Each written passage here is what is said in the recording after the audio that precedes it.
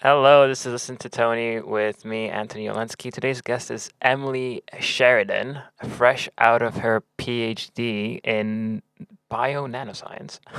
Before that, she completed her BA in Biochemistry and worked in research in membrane protein crystallography, anti-cancer therapeutics, and molecular immunology. She's also web manager at Women in Research Ireland.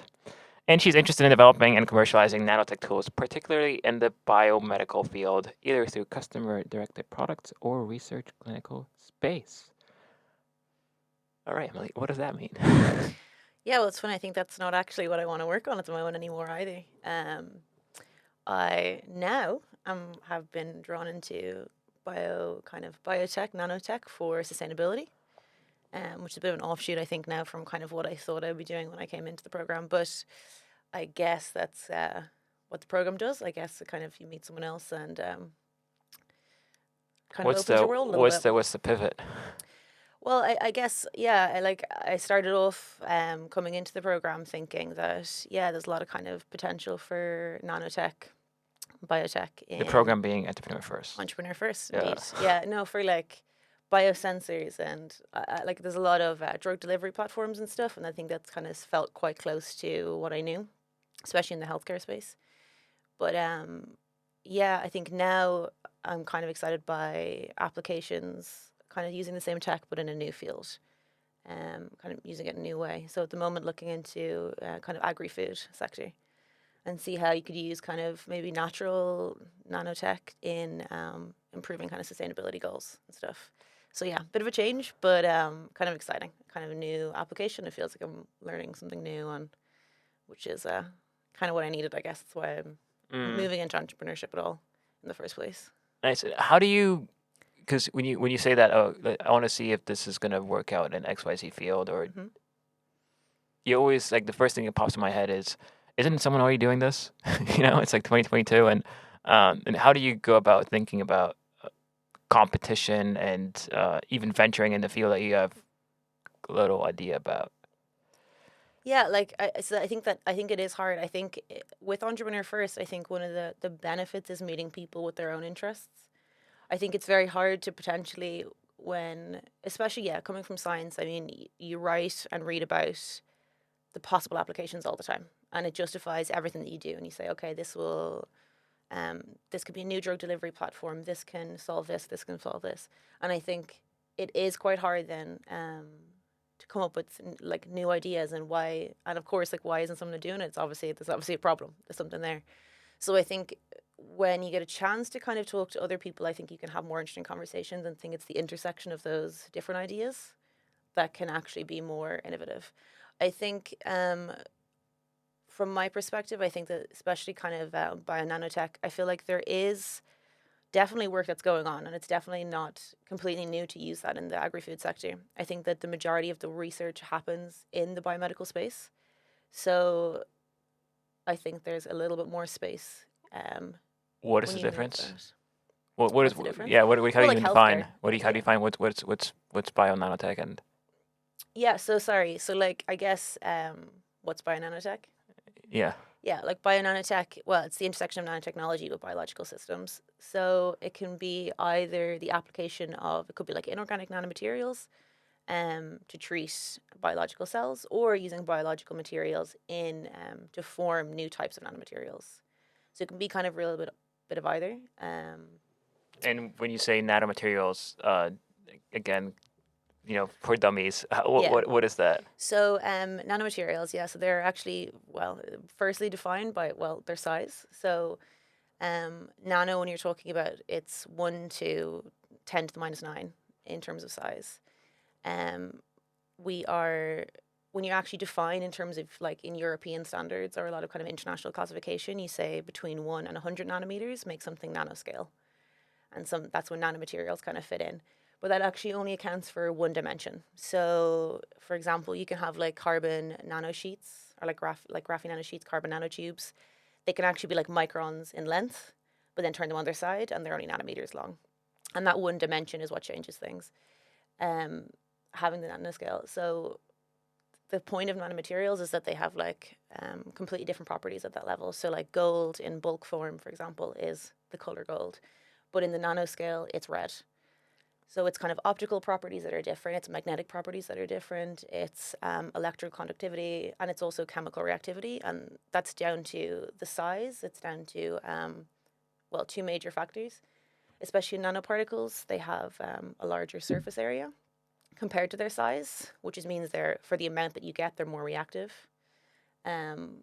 And then at the same time, another kind of benefit in, say, biomedical field is not only the unique kind of properties of them, but actually the size means that you're closer to kind of biologically relevant size. You can actually play around with biology a lot more when you're working in the nanoscale. Oh, let's unpack that. Play around biology. So you can play God? You could. So like, well, I guess like the history of nanotech like is interesting. I think especially like when that's your field, you always talk about Richard Feynman, and he gave a talk in Caltech in like the 60s, and it was called like "There's Plenty of Room at the Bottom." And he was saying, of course, we're working at the kind of scale we're at today, and then we're also working kind of, we're thinking about space, we're thinking about like really big, but actually we forget if you can alter atoms on the nanoscale, there's a lot of space there that we haven't been working with. And I think we see that in semiconductors, like, and things getting smaller, like that a lot of it is nanoscience and it's nanotech. And it's like the more control over you have over atoms, the actual more things you can do at that size. So that was kind of it's one of the main stories around nanotech, his speech. And so there's actually a lot of space there. He kind of talked about like if the head of a needle pin, you could write an entire book on top of it if you were using just atoms. So that there's a lot more that we can do there. In biology, then, I guess we're talking about, like, I think there's a lot of types of nanomaterials. There can be like protein conjugates and stuff, or it can be one thing. But like if you talk about nanoparticle, I think is the easiest to kind of visualize. So, for example, I used mainly magnetic nanoparticles.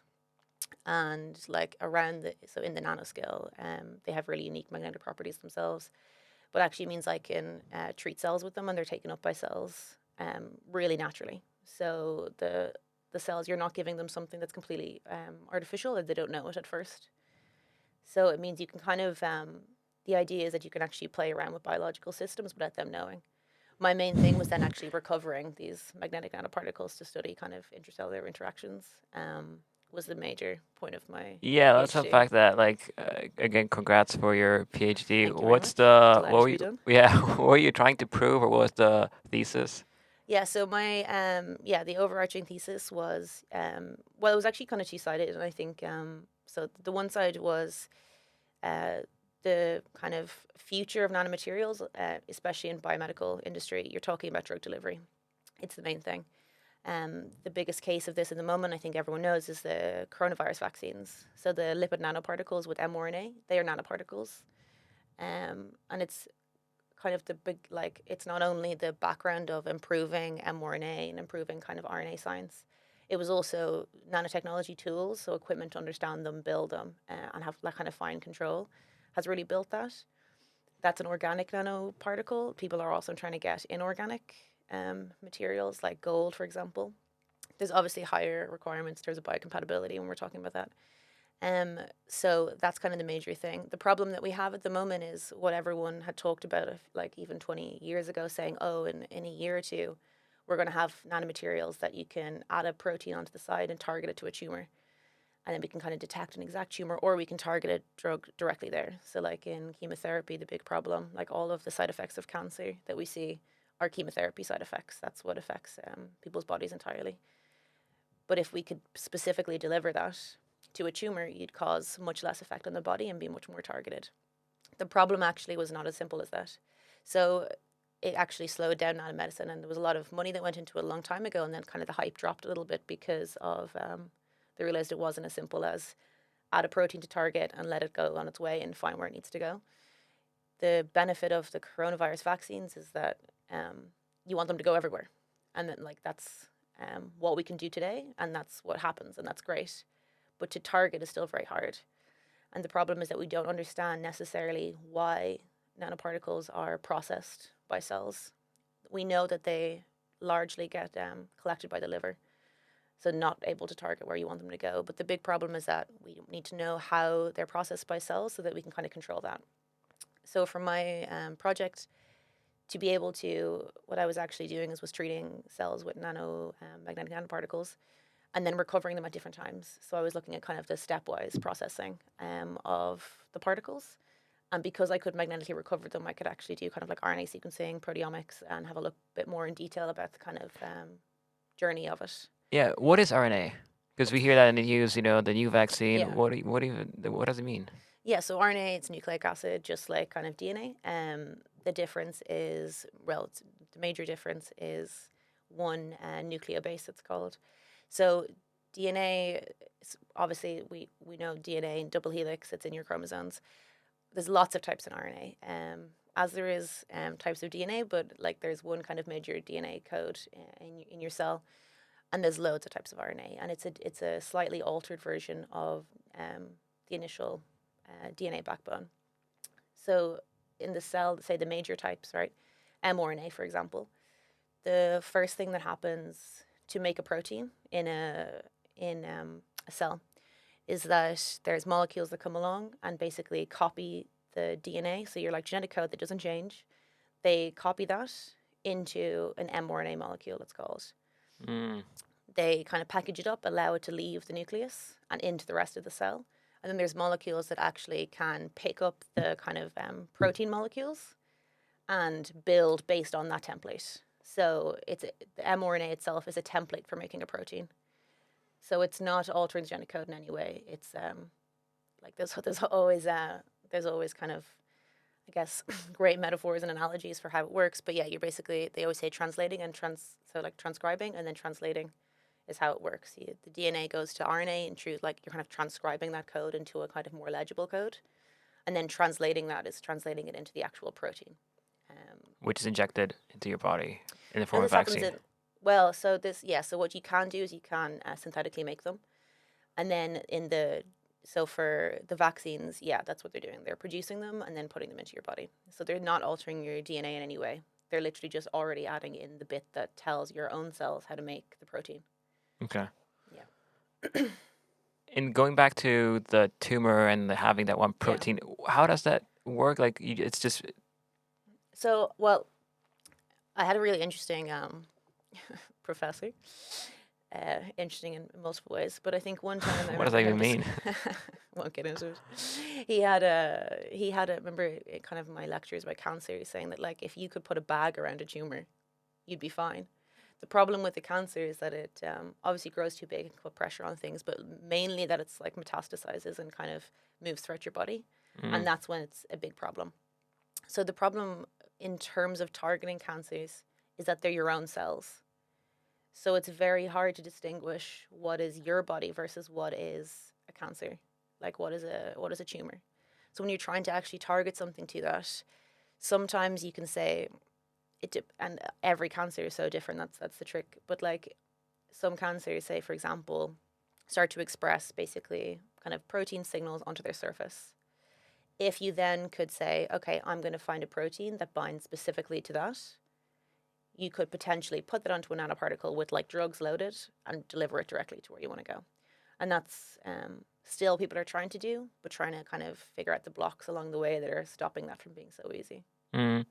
What is the nanoscientist's wet dream in terms of like capabilities? What can you like do? Like, what do people in the field talk about when like they talk about things that could be a major breakthrough in the next 10 years or 20 years? Yeah, like so there's so much, and I think that when you talk about say talk about biotech itself, it's a funny descriptor when you class people as biotech because we may not even speak the same language. And it's kind of the same within nanotech because, say, if you're talking to someone who does electrical or optical properties, it's just not something that I'd be in. So in healthcare, there's a few kind of major things, particularly with, say, inorganic. There's definitely going to be an explosion of new vaccines through nanotech with these like mRNA for different types of things. Like that's going to be really exciting, and I think we're going to see that explode over the next few years.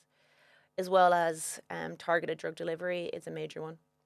Another one, and I think it's much further out, is delivery to the brain.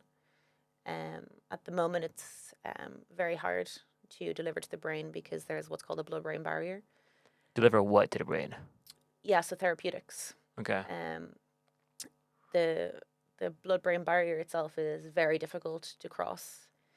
The idea is that you could use like nanometer, like 1, 2, 3, 4 nanometer particles potentially to kind of cross that barrier. It's very highly controlled because in your body it has its own immune system, your brain, and it really just can't let the rest of your system and the pathogens in and out.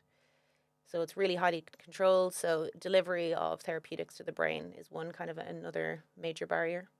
Another thing then as well, like depending on kind of, I guess, what type of material you work with, a lot of it is sensors and its detection. So like I say cancer because I think cancer is really the major target in general.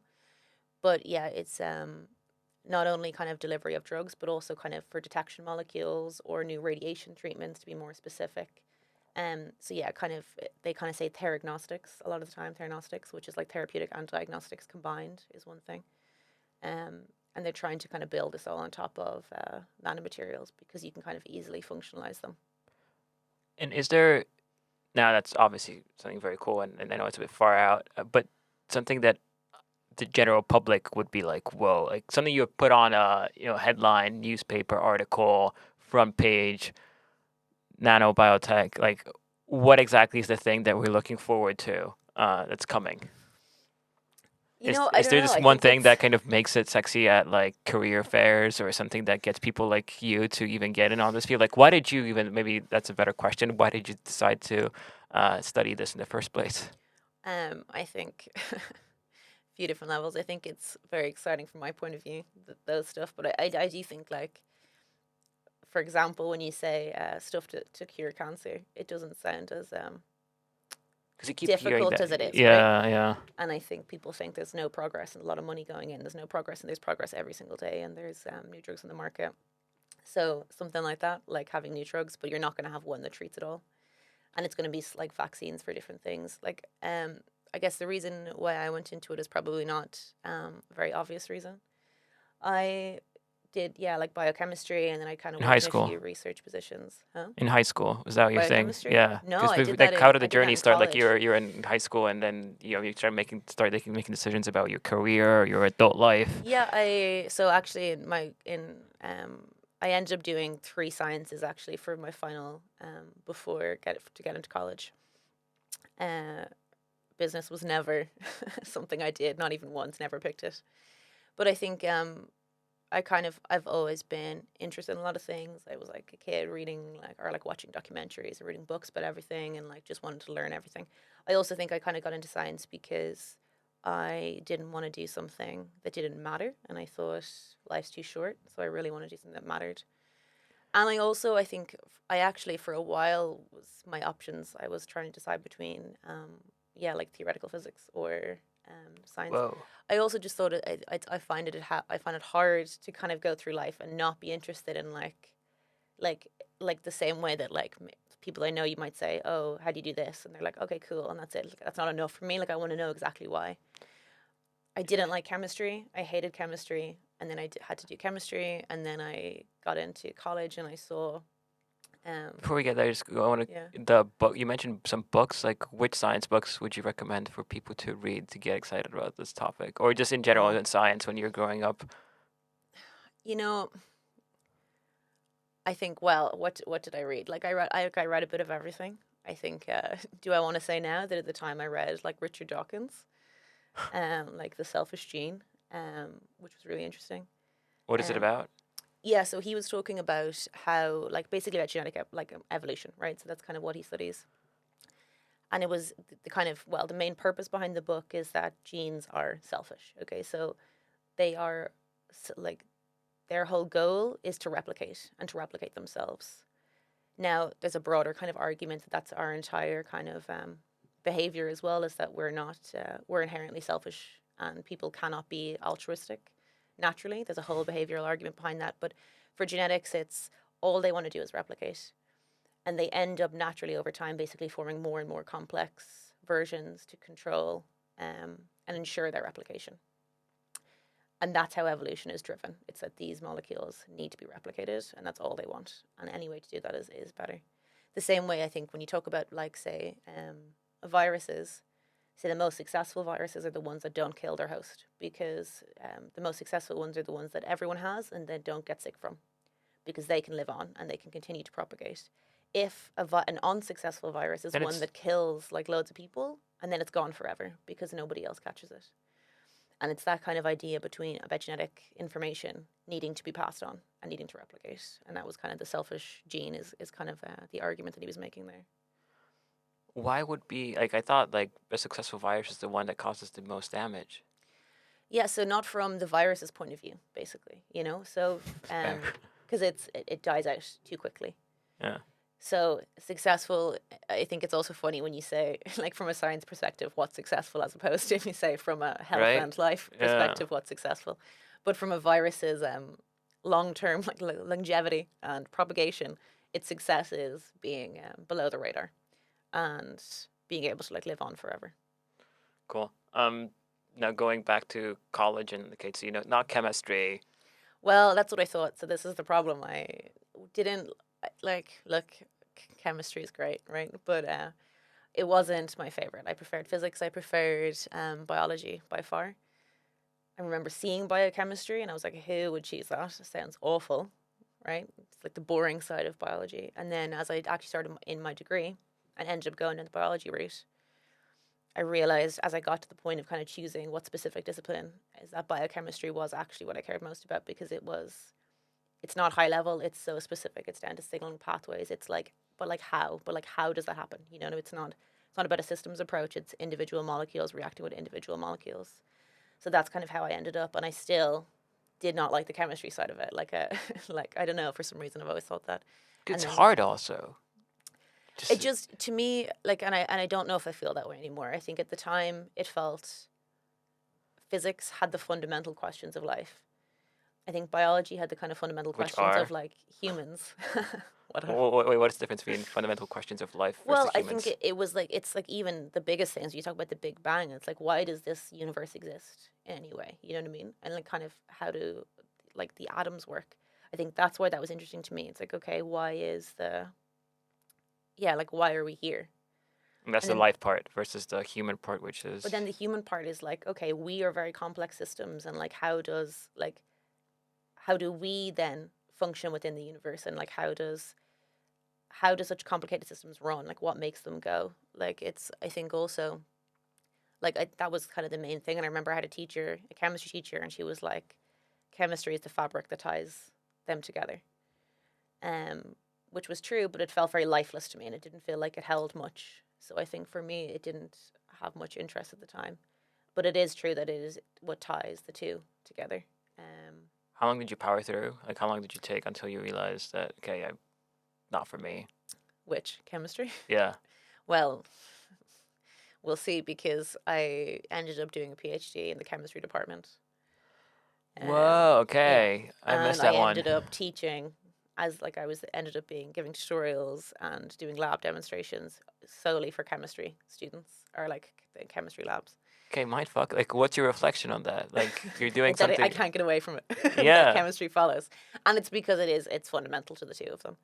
I think, yeah, like when I actually ended up having to come around, like ironically, the modules I hated, I had to teach, and I had to teach to sometimes classes that also had no interest in chemistry, like they weren't pure chemists, like that's not their thing.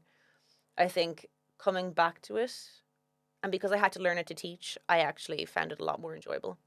I found it made a lot more sense to me. I think it's hard to learn something when you're not interested in it. And I found this time, I guess, with the kind of gaps that are filled in terms of biology perspective, it actually answered more questions than for me about how things work. And coming back to it was a lot more interesting. How did you get your students to find, I don't know, some internal fire slash like give it, all during your courses when you yourself were not necessarily super into it?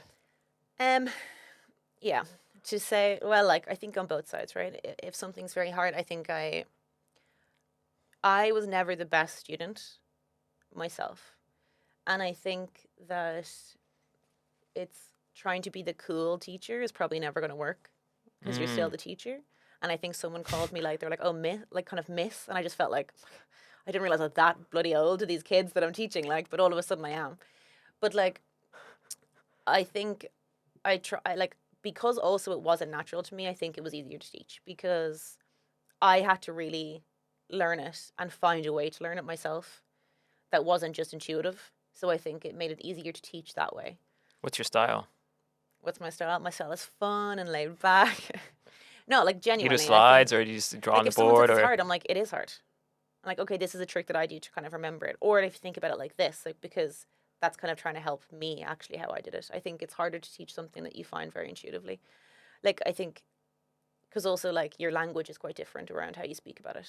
And yeah, I tried to be a very sound person, like and like understanding that also like I remember I wasn't not trying and I wasn't stupid, but it was just harder for me to do chemistry when I was in college. So I was always the one who was a little bit laid back and given a little bit more help if they needed because I was like, that was absolutely me. That was me not that long ago. yeah? So I guess that's the empathy part. Did you ever consider a career in teaching? Like, what does it mean to be a good teacher? And Yeah, so I guess no, I didn't. And I think when I was younger, like obviously people kind of maybe go into science and they want to teach. Like what killed me was the idea of teaching the same thing every year. mm-hmm. Because then it's like I'm not learning in that process. That sounded quite tough to me. I think then in college when I decided I actually wanted to be a professor and I was so sure that's what I wanted to do for a long time. Um, the idea of teaching, at least it's I guess more iterative, as in there is new there's new research all the time. So the course changes based on what you want to teach. So I think in that sense it's nicer. I think it is hard though. I think it's a very hard thing to do. I think either because you're teaching the same stuff over and over. I think that's I can't imagine getting into that loop. And then at the other side, it's hard to win over students, and I think it's hard to. I don't know. I think it'd be a hard process to do over and over again, and see students not enjoy it, or you feel like you can't teach them enough, or Yeah. How did you win them over though? Because you had to do it for a while. Did you give out chocolate or?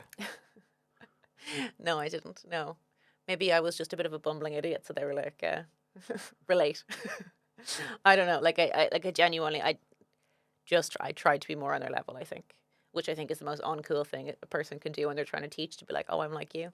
But, um, yeah, I think that's all. Like really, all I did, and like, I dreaded it all the time because you're so busy in the middle of your day. You're doing experiments, and all of a sudden you have to run off and go teach.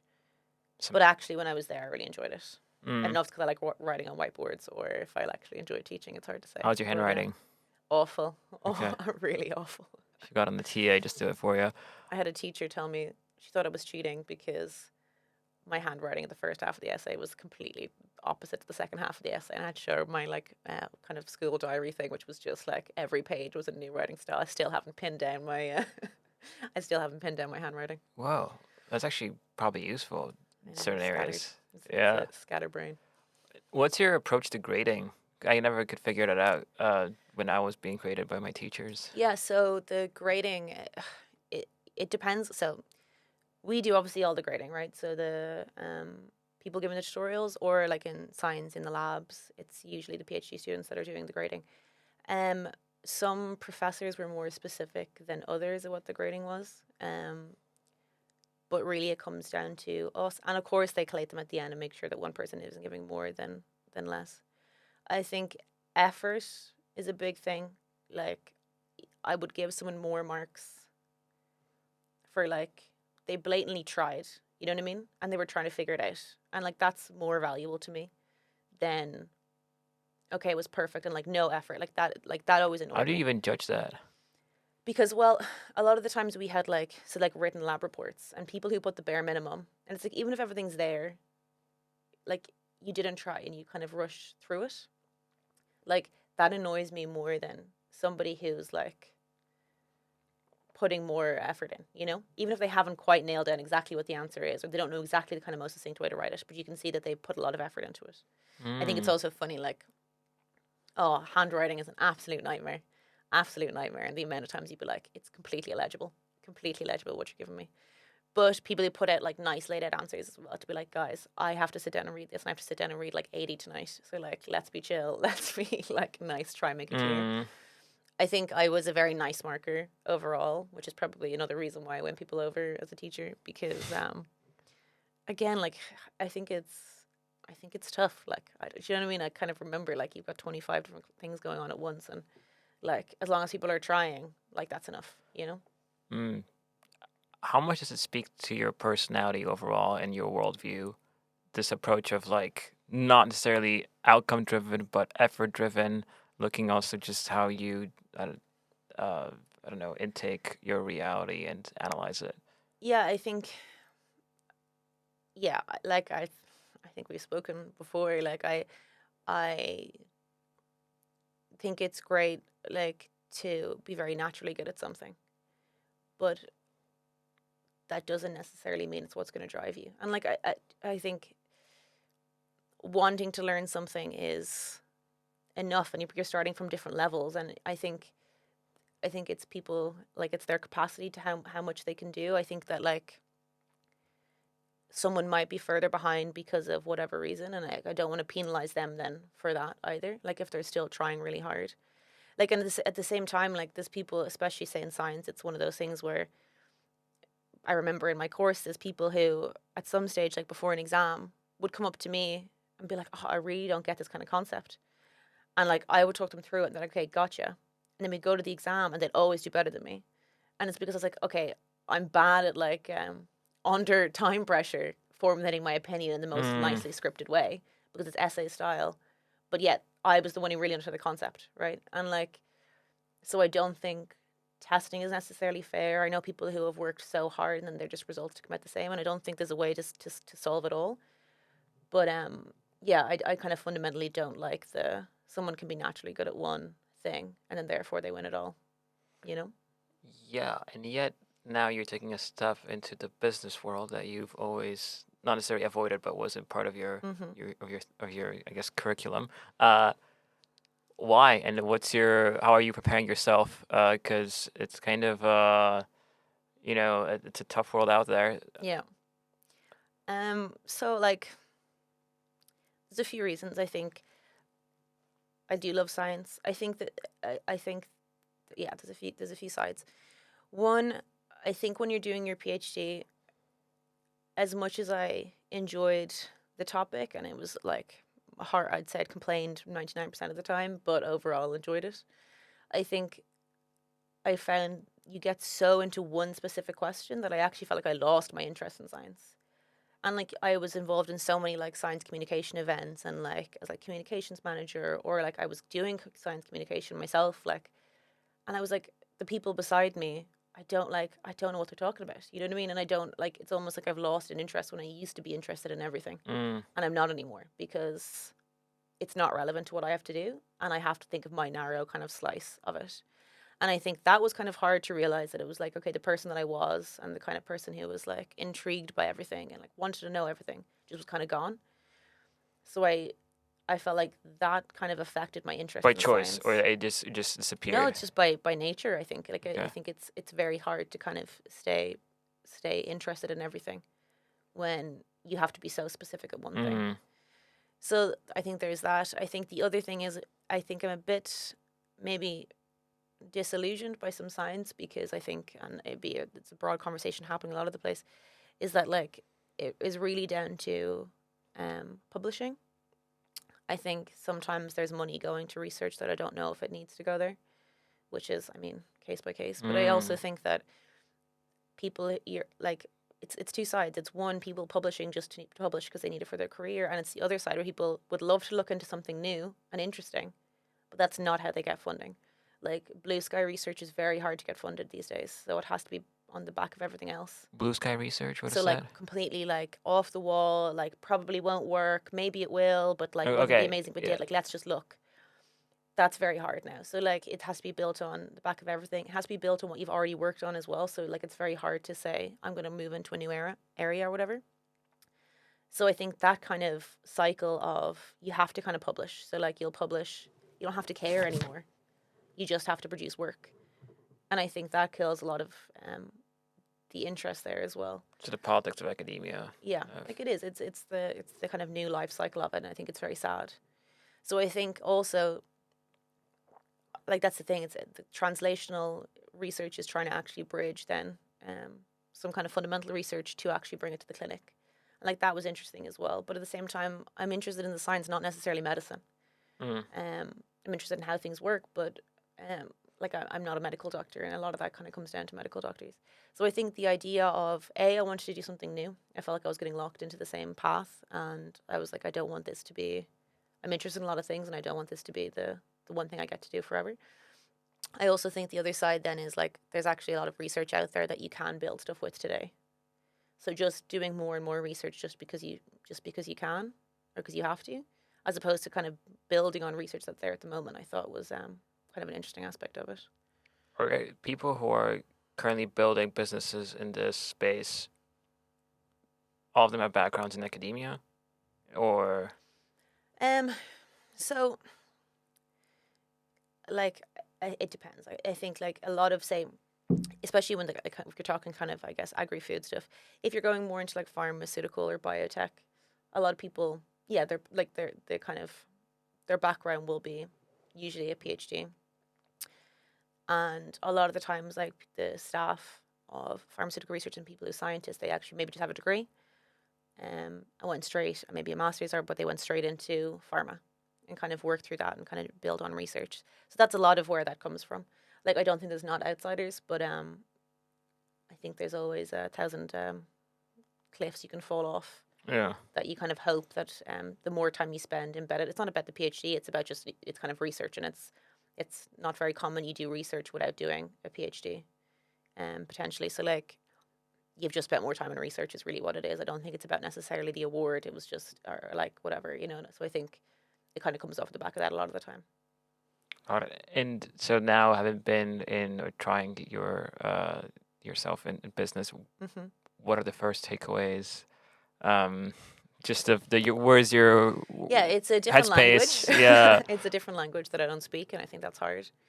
Um, look, I think it's very interesting, and I'm really excited about it, and I want to learn new things. And it's not for a business money perspective either. It's kind of like, okay, I can actually build a project I want to build. You know what I mean? And actually, it's not dependent on anybody else except for kind of myself. So that's great.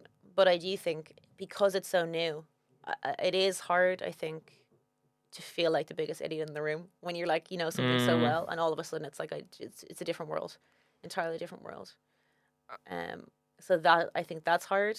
It's to kind of say, right, you don't know anything, and start from there. You know? well, that's great though, right? Because you're back at where you wanted to be, is like this Yeah, new kind of playground for you to that's the thing. discover. So I kind of just gotta keep in like, okay, that's all right.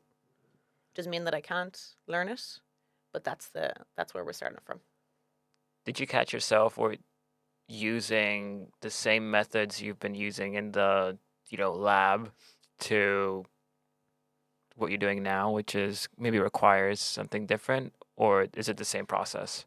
Yeah, it's a little bit different what I'm trying to work on now. Like as in it's in the kind of field that I would be working on. I think a lot of research does come from academia spin-offs and research. And then I think there's tricky IP and licensing stuff. I think mine was also more fundamental kind of nanoparticle interactions as well with kind of living systems. So it's not necessarily a commercial research. You have to kind of take some of what's already working.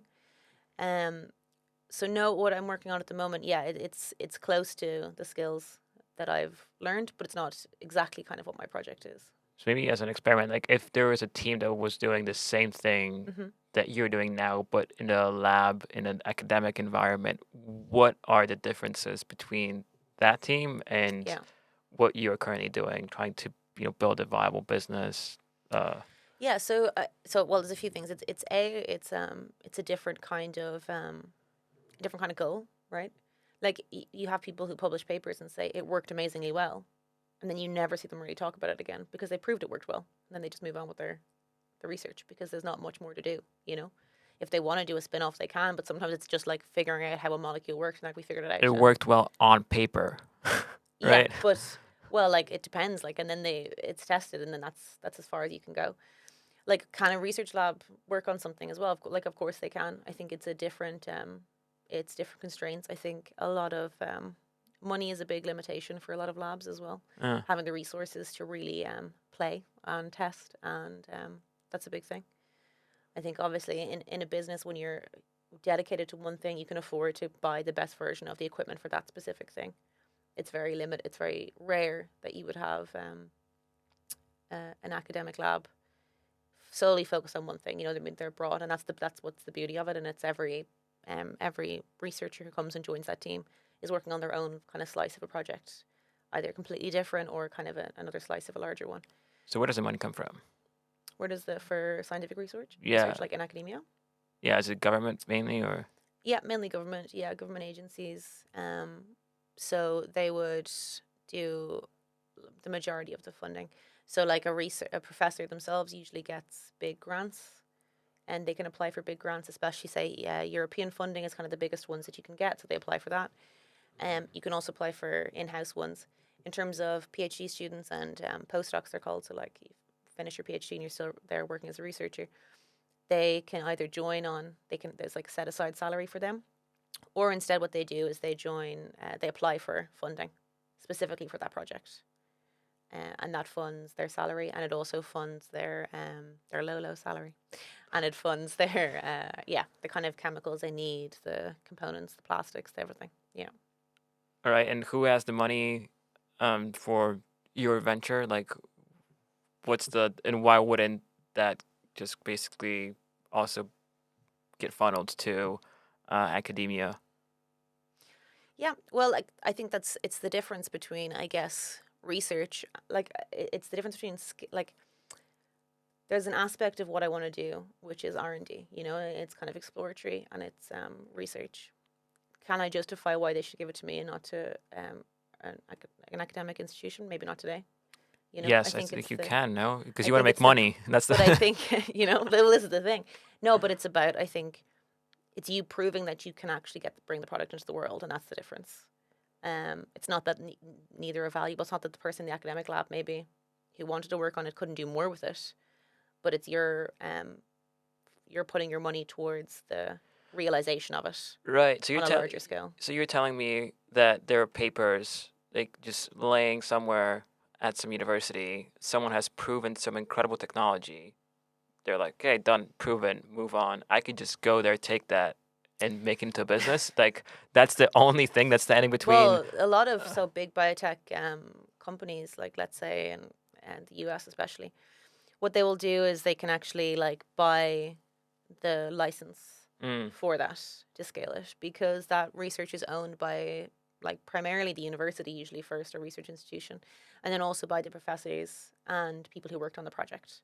So it's owned by them. So it's up to them to either scale it. A lot of universities are getting very good now at building kind of centers to help commercialize that research. Um, and again, it's kind of outsourced because the professor has a full time job and has staff.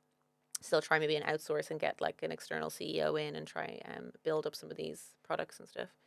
So they're definitely doing that. But that's the thing, you can kind of buy the license for products, and a lot of are kind of for research and inventions, and a lot of biotech, like big biotech places, would be doing that, buying it and saying we'll just scale it.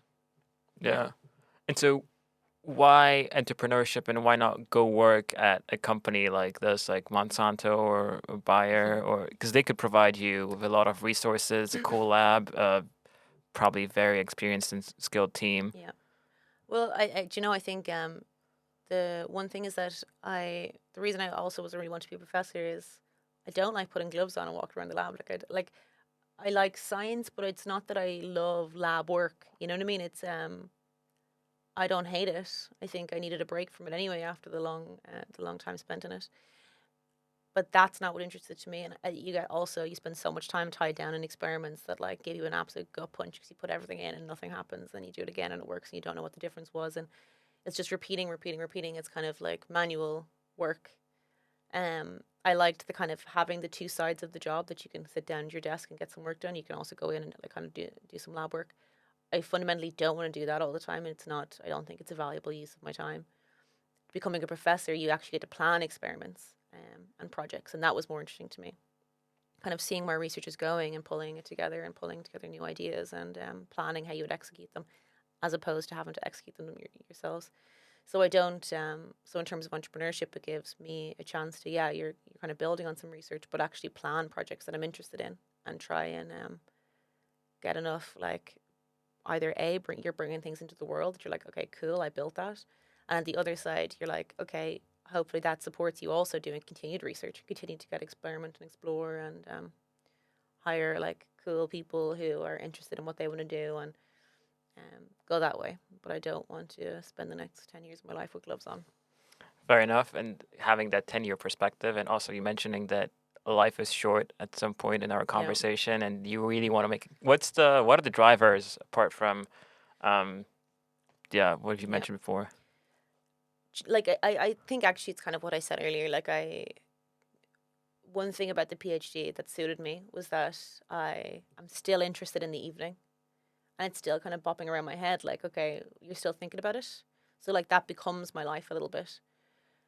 And in entrepreneurship, that's the same, and that's not that scary to me because I kind of want to be fully engaged in something, and I kind of care about that. Doing something that's positive is of course a big driver, but I can't pretend that the first thing that got me when I was younger and what really drives me is I want to do something that I'm interested in Mm. fundamentally. Not every aspect of your day has to be interesting, but I want to do something that I'm learning. I want to do something where I feel um like I just don't want to spend my time not doing that. I want to do something that I care, that I find interesting, and that's really what matters to me more than anything else, and I can guess what's driven me. What is risk to you? Risk. In what way? In like, how do you approach risk in life? Because one could argue that also this new step is taking a risk, right? Leaving the Yeah. academic world. But um, do you think your risk tolerance has not, or like your risk appetite has not been satiated in the academic world? That's why you also ventured out and are you see yourself as a risk-prone person and kind of want to build up that muscle, or Opposite. it's Complete opposite. I hate risk. Risk is not mm, something that I'm naturally good, like naturally sit in a lot of ways. I think a big thing that I've always wished I took more risks. And I think, I guess, what's driving this now is that it's like I'm not going to get anywhere outside of the world that I was already in without taking a risk. And I think that's scary, but it's also exciting. But it's definitely not what drives me. And it's not a comfortable space for me to be in, for sure. was there a particular moment or situation that made you even consider that decision? And Hmm. was there like this specific, vivid, you have a vivid memory of like you said, okay, screw it, I'm leaving, I'm starting on my own. Yeah, like, well, do you know, I think, especially for the last year, my PhD in particular, I didn't actually know what I wanted to do, Mm, but I knew it was something different. So, like, I went to a kind of a career guidance, like guidance counselor or whatever, and they're like for kind of PhD students. And she's like, "Oh, you should have started planning for your kind of next job last year." And it's like, "Well, I don't know what that is, though. I don't know what it is that I want." And I kind of explored right. lots of different things and like in different areas, and there was things that I'm like, okay, this is boring, but if I have to, I can do that for the moment. But I want to take time to figure out what it is that's actually going to like kind of drive me, and what's actually do I care about doing next. And I think like even one was completely going a different direction because I met a really cool person who I just thought, and she like what she was working in was completely new, and I was like, maybe I'll do that instead because that sounds really cool. So I was really open to lots of different things. I think and I had in the past thought about a biotech company kind of in the back of my head, but I kind of thought, I don't know how you do that. And also, I think it's like, is it going to be fun when you get tied up in these regulations, when you get tied up in the slow process and trying to figure it all out? Like, I think maybe Lawyers. it's not fun. Hey, look, that's the thing. I think that's another thing why healthcare, it's like, I don't know if I want to start in that at the moment. I think there's easier ways to build than biotech. I think it's a hard road. So actually, ultimately, when I got, when they reached out to me actually about EF, and sent me a message, and I didn't have a clue what it was, and I don't know about startup accelerators. Like, I'm not stupid, but like I hadn't really read much about them. It's like, okay, I'm sure they exist, but I hadn't learned anything about the ecosystem of them or anything. So when they reached out to me and kind of learned about it, I was like, do you know what? That's exactly what I want. That's Mm, exactly what I want. And it's like I want to take that risk. I want to do that jump. I want to do something like because it's been in the back of my mind, and now someone was saying, and we have a way to kind of get that to happen, then I'm like, okay, that takes away a lot of it takes away a lot of the fear, I guess, and it takes away a lot of the potential barriers, and that was a big thing. And, So, yeah. and did any companies reach out to you? And if so, what was the thought process behind saying no to them? So there was one. Well, there was a few things I'd looked into, right? So, one was actually research, but it was more about like equity and equality, which was not what my background was necessarily, except for like obviously I did some work with some charities in Ireland. So I thought that might be You want to interesting. talk a little bit more about that? About which, the charity? Yeah, the charities and just like equality and. Yeah, sure. Like so yeah, no, I'm still involved in Women in Research Ireland charity. I was a treasurer and web manager, but now just web manager as of the AGM, like a few weeks ago, because I've obviously moved abroad now, so it's not prudent for the treasurer to live in a different country. So yeah, so I've been involved for a few years. It was actually set up by a few kind of ex-colleagues of mine that I didn't even know knew each other, but I had kind of moved on and then realized that they'd started this, and I kind of watched it in the background. Especially during COVID, I was able to join them because it was kind of online. It was easier.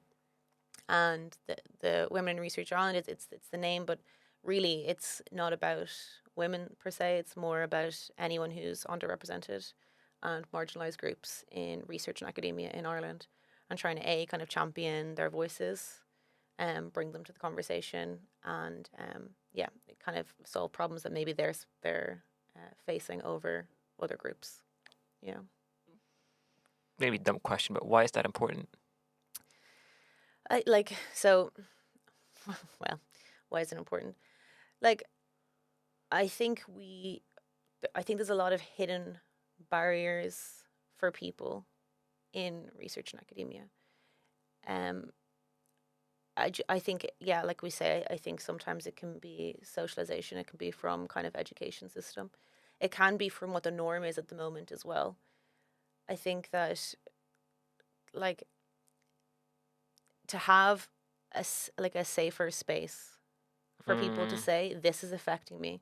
And I think especially like if you're talking about someone who is like one of the big kind of groups that we represent as well is a lot of people who aren't from Ireland, and just a different landscape, because even then as simple as like I think these groups are for like it's not even just for the voices and the problems, it's also for the fact that me by nature of going to like these universities in Ireland, I have a network. I know professors and I know the people who are now working in the labs in different places. So especially people from abroad or people who feel like they've come from outside of that, they don't have that network. Especially maybe it's your kind of social background as well. I was very lucky that I went to a private school, and I think that I'm not going to pretend that that didn't help with me and my network of people that I know, and everything seems a lot easier for me because that's the people around me and it's their parents' jobs and it's what they do, and we all stepped into those positions a lot easier than a lot of other people would because it wasn't a question that you could. So I think for a lot of people to be able to be brought into those networks and meet people who are in these positions, I think that's a big thing. It's building a kind of community of people that you can kind of connect with and have those interactions and have those networks there. so you became conscious of your privilege, supposed privilege, and you wanted to give back slash level the playing field. Yeah, like I don't know. Like I think I don't know. I think it's silly to say, oh, this is something I care about, as if like it matters that I care about it. You know what I mean? I That's a good think that point. like I think always I do want to know what I'm missing. I think it's important to me to learn, and it's not about me helping. It's like I don't think I can add that much help. Like when I joined, even then it was like I don't think I have never really taken over. I've never even organized one of the events. I'd always just do a side role because I don't actually think that I have something major to say. Why not?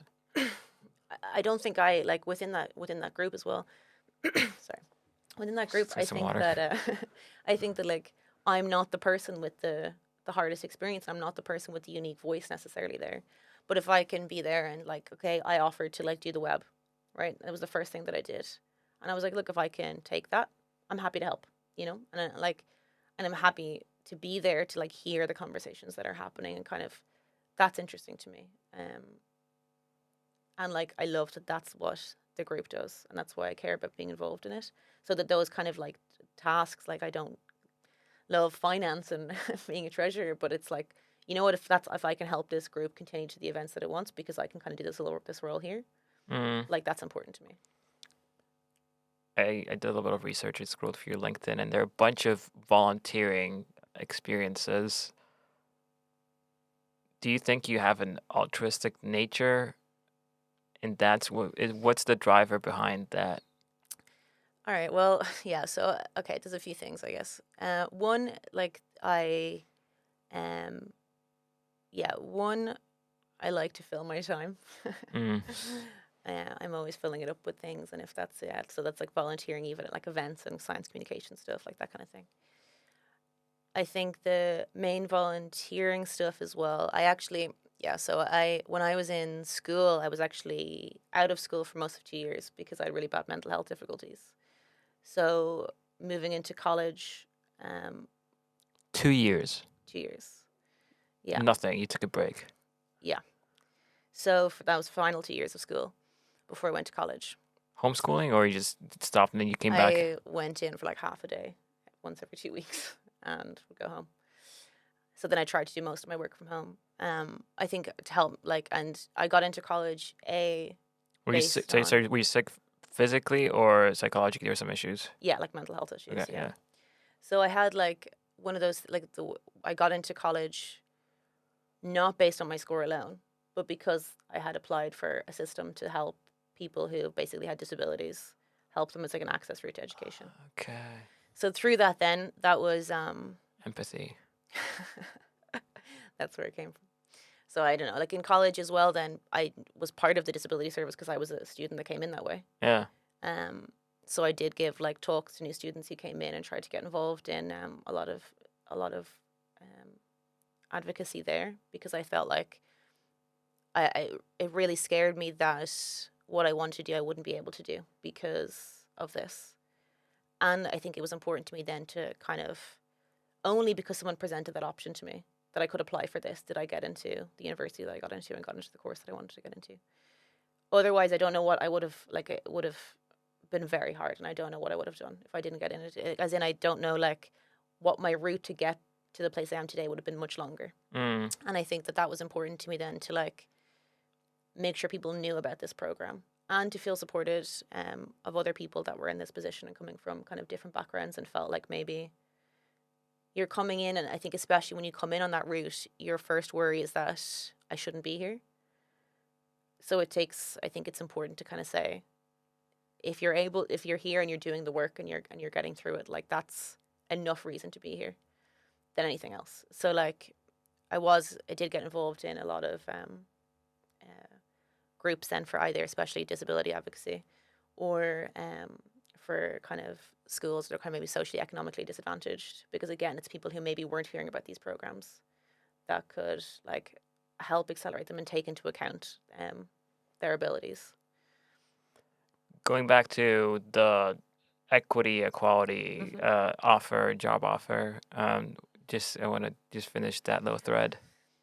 Yeah, no, well, like I think it was I was really interested in that. It's kind of, again, I think it's more about, yeah, it's about women. It's more about I think the thing about it wasn't solely about women. It's actually about more socially disadvantaged, like kind of economic disadvantage, for example. But I think that's the thing. Like when you're like saying that you're a woman is like one aspect of your personality. You know what I mean? It's one side of a disadvantage, right? And I think if you say there's a disadvantage of being a woman, and I don't think for me there has been, you know what I mean, or not a visible one, because I've been privileged. That's kind of why. But I think then a woman with a disability, it's now two kind of things. And I think like saying like, that's why I think the whole thing about feminism, you say, right, that like it's important is that you don't say, oh, women and the exclusion of all other conversations. You're saying a woman is someone who's also a woman of color, was a woman from a socioeconomic background, like disadvantaged, or someone who has like a disability, or someone has all these additional challenges, is what it means to be a woman. So I think that like me being a woman, having that necessarily wasn't the first point of why it mattered to me. It was more, it's a group with, if you're starting from there, they usually other things that are important to them when are added. So yeah, I think maybe that's if my business doesn't work out, I'll be back into equity and equality any day now. Maybe that's your calling. Maybe, hard to say. What is what does what role does humor play in your life? Because you like to smile. Yeah. Yeah, I yeah, I love humor and comedy. I think my family is very, very funny. So I think I hope that I get humor from them. But yeah, it's important to me. Like I love comedy. I love I love to laugh. What kind of humor does your family have? What's the because you're different, Yeah, I think probably being Irish, it's a lot of the like kind of classic Irish stuff, which is very sarcastic, like very dry. Um, and like in Ireland, if you love someone, you tear them to shreds because you don't mean it. So that's a lot of what my family is as well. So our humor is them almost bullying me, and it being the funniest thing in the world, and we do it back to each other. So I've introduced people to, but like I think my family is particularly like that, and like my wider family, like aunties and uncles and everyone. I've introduced my boyfriend years ago, and he thought they all hated him. I was like, no, no, no, that was just that means you're one of us. You've joined. They're just making fun. They're just poking fun. got it. And did you ever use that in this equity equality meeting? You just bully someone to make them feel like they're part of the group? No, I think like that's the thing in Ireland, like your friends are the ones that you slag. You know what I mean? Mm, You don't usually give much compliments. You're more you slag them. In that context, no, not necessarily. No, not necessarily. And I think that's because it comes from either a place of like I don't think comedy is punching down. I think comedy is like, or like especially sarcastic. It's just like it's stupid comedy. Of course it is, but it's also like it's a joke because it's not true, or it's self-deprecating. And I think neither of them punch down. And I think that's funnier than potentially, yeah, anything else. uh, gotta wrap this up because Yeah. I'll just gotta just leave. What's your advice to yourself, to the world, to your former self? I don't know. I think more important than anything, I think it doesn't matter what, yeah, what the route is or maybe what the economic recovery from it is either. I think, yeah, to do something that you're interested in is more important because life's too short. I think do something that you're interesting, like that you love. I don't think something that you love, you're going to love every day. I remember my brother became an architect and he'd always wanted to. And I said to him, I was like, oh, are you so happy? Do you love it? And he was like, it's hard and it's stressful and it's all these things, but I'd rather do this than anything else. And I Mm, thought that was very, like, I kind of held on to that for a long time because I feel like nothing is going to be obviously great every single day. Like, but if you'd rather do that than something else, I think then you've won. got it. Thank you. This was Thank you. awesome. Yeah.